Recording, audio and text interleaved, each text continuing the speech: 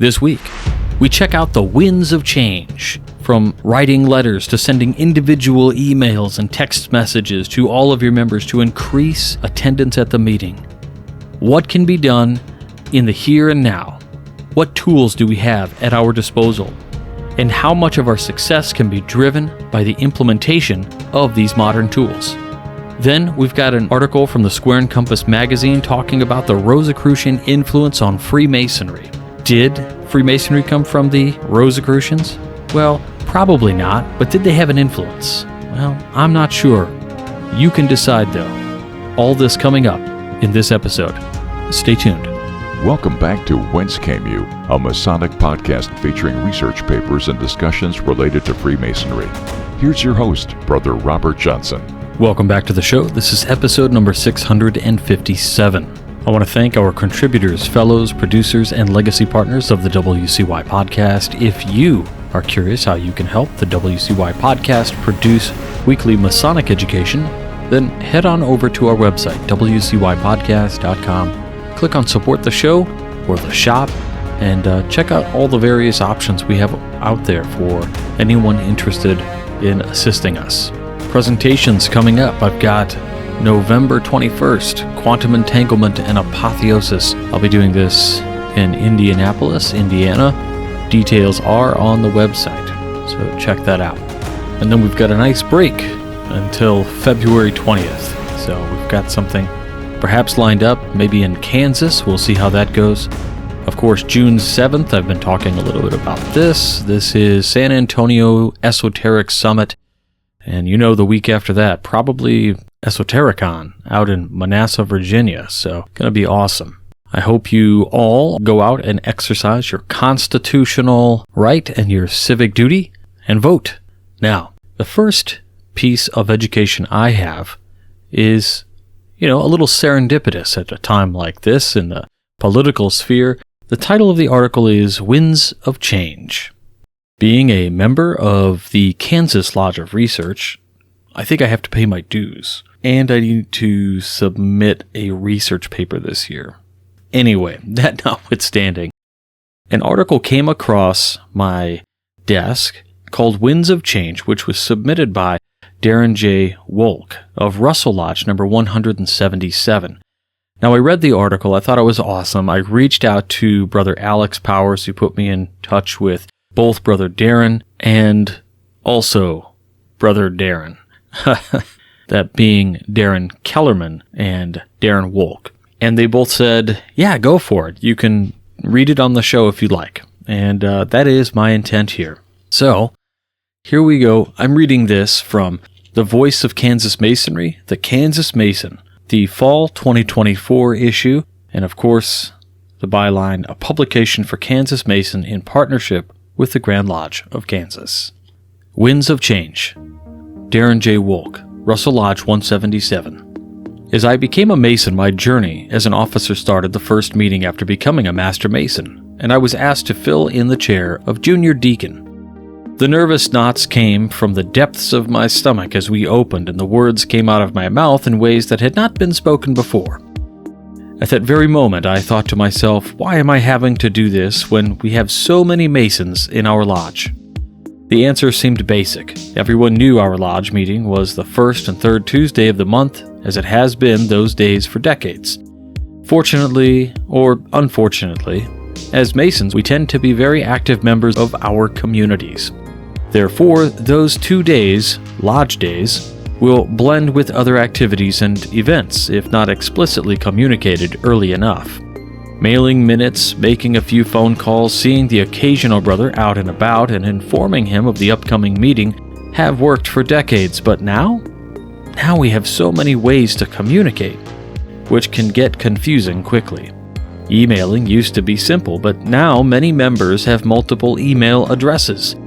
After emailing, we get to how many of the younger, quote-unquote, generations communicate. Text messaging, instant messaging, Twitter or X, Snapchat, Instagram, and a few I don't even know about yet, I'm sure. The seemingly simple communication can easily get lost when you have to choose how to communicate using all the different methods. In 2012, like quite a number of lodge secretaries, mine didn't do email.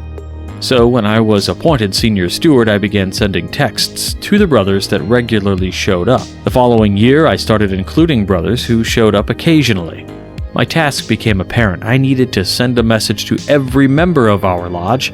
If I could get a hold of every lodge member, either by email or text a few days before our meetings, they would come. That was my thought process anyway. It didn't happen overnight, but we doubled our attendance within 6 months and it continued to grow. As my advancement through the chairs continued, the emails and texts continued. At the same time, technology also continued advancing, as it always does. After completing my several-year term as master, I thought I was ready to jump into the secretary's seat and quickly encountered what I thought was a problem. Grand Lodge was rolling out the new M2 database and the integrated Our Lodge page, or OLP platform. Like many across our state, our lodge secretary wasn't embracing this significant change very well. Combine that with the quote-unquote much younger me not knowing all the intricacies of what a lodge secretary does, and we could have been headed for disaster. The solution was obvious. I was appointed assistant secretary, the secretary's apprentice for all practical purposes. I would help with the new and exciting technological parts while learning everything necessary to be an effective secretary. We all joke about lodge secretaries, but I never realized how much they do behind the scenes that most members never even think about.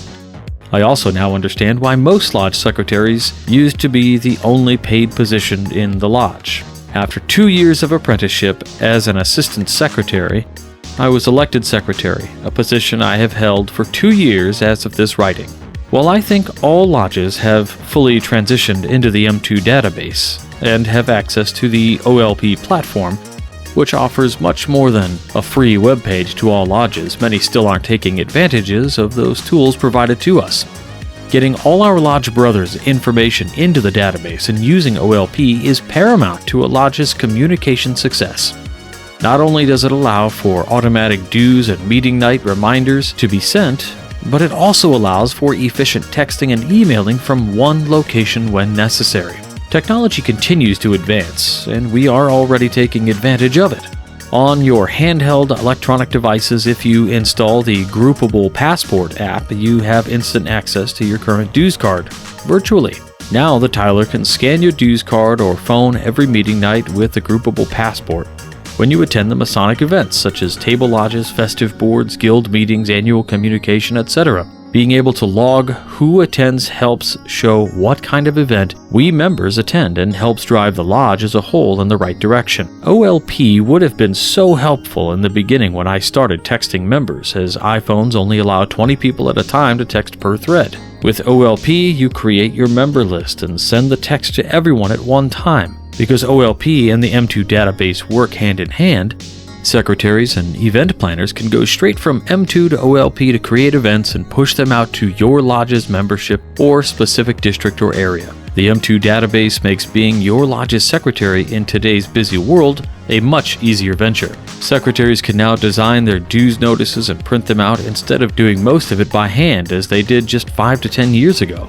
With M2 downloading a contact list with membership types, sending out emails with the consent agenda, minutes, and the occasional Masonic joke are all easy to do.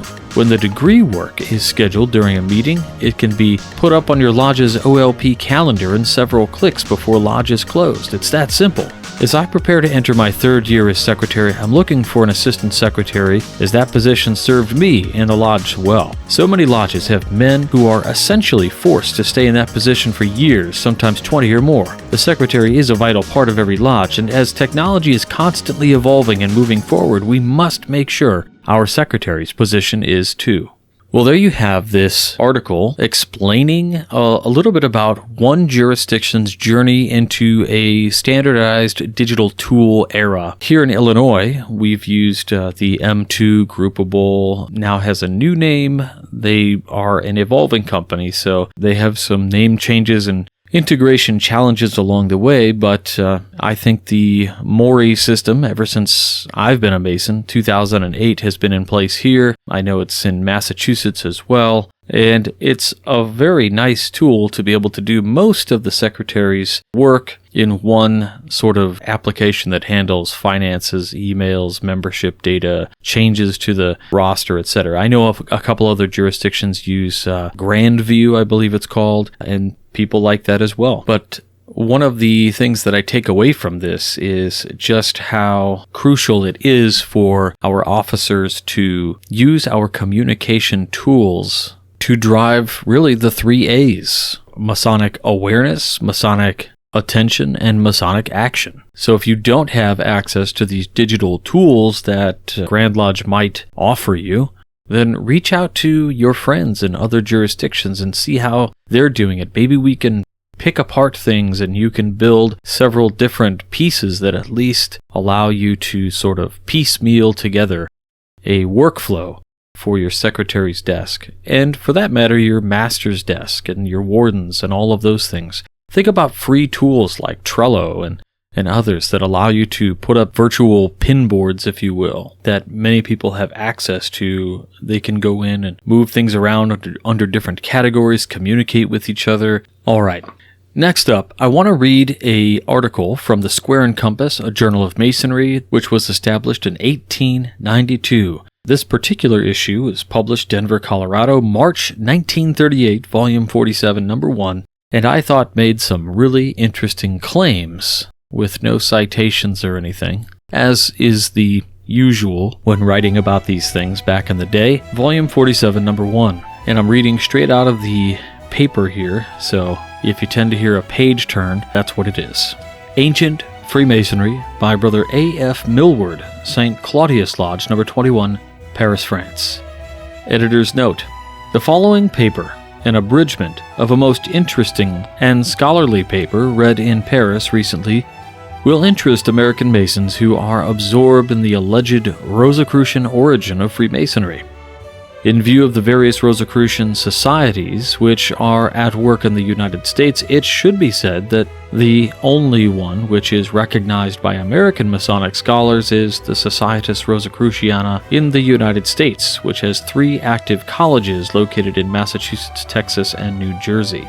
The seat of the High Council is in Boston. Membership is restricted to serious-minded Master Masons of Christian faith who have contributed to the Masonic erudition by articles on craft, history, symbolism, and philosophy. Masons do not apply for membership, but are enrolled in the colleges through recommendation and unanimous selection of the Rosicruciana Brethren. The American body, founded in 1880, is in fraternal relationship with the older Rosicrucian High Councils of England and Scotland, but does not require any other so-called Rosicrucian bodies in the United States or in other countries.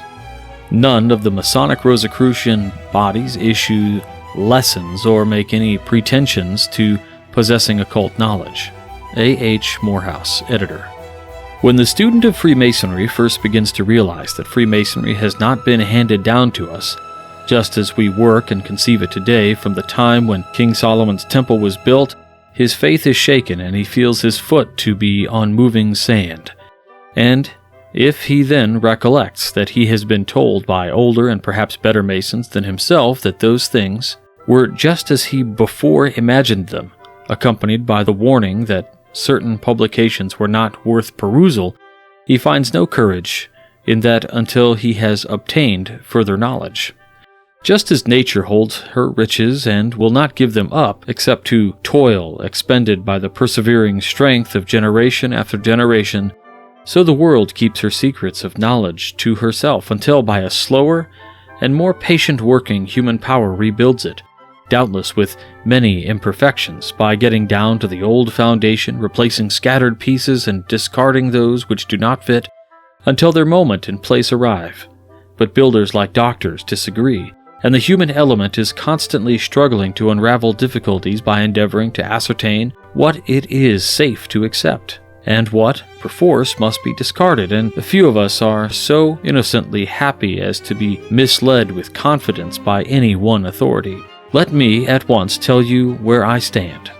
I'm going to lay it down that Freemasonry, even as we know it today, did not originate with the building of the temple, and probably its teaching has little or no special connection with that edifice.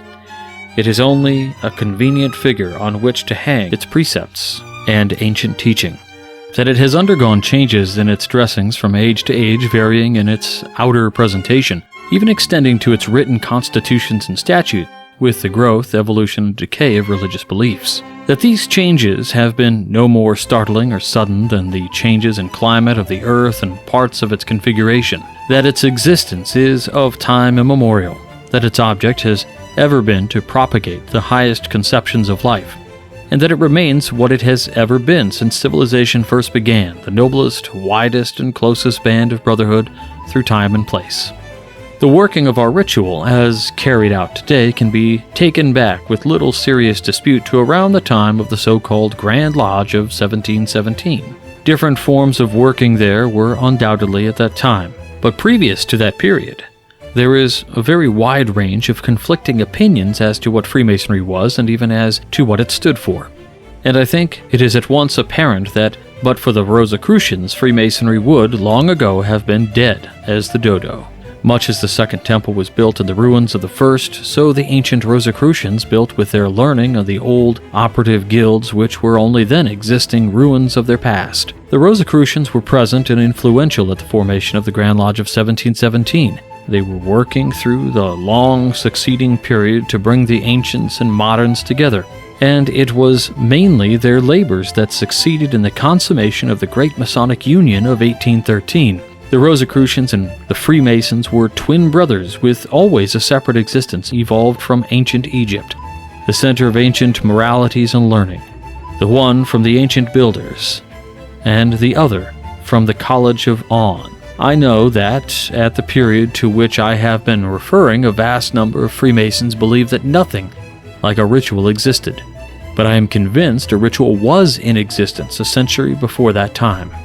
You all know that the present biblical word is Huram, but the word used in the Old Charge, Hiram, is the same as used in the Geneva Bible and in the Coverdale Bible as late as 1535. The Egyptians were the first to embrace a monotheistic belief, and the sun was the symbol of their faith. The particular name of the deity, commonly supposed to belong to the Hebrews, was derived from there, Nuk Pa Nuk, or I am that I am. The basis also of the very commandments were derived from the same place, for there is nothing in them but what is grounded in the two mortal sins to be avoided. The Book of the Dead reveals this in a striking manner. At the death of an Egyptian, a written slip was enclosed with a dead body, and its length varied with the amount that could be paid to the professional scribes. It is common at the obsequies of some of our good and great men to hear it said, "He has gone so and so. He has done such and such good things." These manuscripts, to solicit favors from their deity, said, "I have not so and so." The 10 Commandments for the guidance of the living said, "Thou shalt not so and so." There are no greater pearls of literature inside or outside of Holy Writ that are to be found in the Book of the Dead, and the high moralities are there laid down with strength and beauty, nowhere excelled. Joseph also learned all the wisdom of the ancients at On. He married a daughter of the priest of On. Our practices and our precepts have come down to us from this age, of which it has been said the wisdom of Solomon was only exceeded by that of the Egyptians. Whilst it is natural to glory in the great antiquity, the greatest pride and interest of a Freemason should be that he is part of the broadest and most far-reaching society on earth that actively propagates the practice of brotherly love, relief, and truth. Well, there it is. This particular brother felt that the Rosicrucians were the reason why perhaps Masonic fraternity got reinvigorated and became stronger and built itself up. Based on his own writings, there are some parts of the article that were difficult to read through because it's transcribed from the original French, so some meanings and turn of phrase are a little bit different. When you heard me reference the god of On, or the word On, it's spelled just O-N and is on or off. It's talking about On. We'll dive more into that description of deity and things in a later episode, but for this week, I want to thank you all for joining us. If you enjoyed, please let us know on our different social media threads, whether that's Facebook or wherever. I invite you to the conversations happening on the Craftsman Plus Facebook group. And one more time, I want to thank our supporters, the legacy partners, producers, fellows, contributors, and even those people out there just sharing episodes of the show, whether you're an organization who's been sharing episodes or you're an individual Mason. Thank you so much. If you want a web player of the show on your lodge's website or grand website or whatever, Lodge of Research or your organization, just let me know. I can send you a code that'll allow you to embed that information. One more time, our thanks goes out to the Crown Lodge of Kansas, Darren Kellerman, Darren Wolk, and Alex Powers for the use of this article. And thanks so much for putting it together. I think this is going to help a lot of brothers out and give them a little bit of a inspiration and a little bit of hope for the future if they're heading into the secretary's role, the assistant secretary's role, really any role that requires some amount of administration. That's it for this week. And until next week, we'll talk to you all next time, right here on WCY. Until then, stay on the level. For Whence Came You, I'm Robert Johnson. Take care.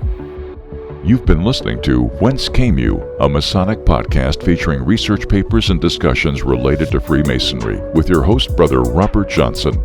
Be sure to join us for our next edition.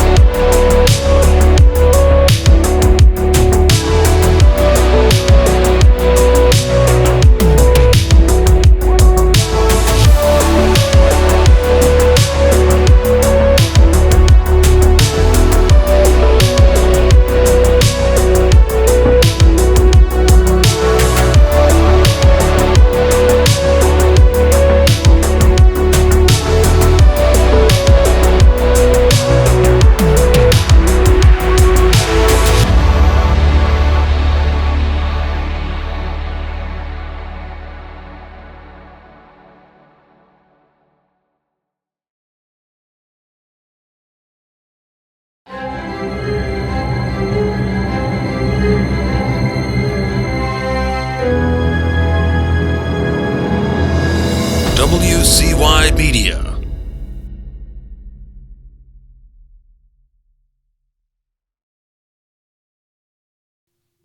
Oi, det blir mer snart.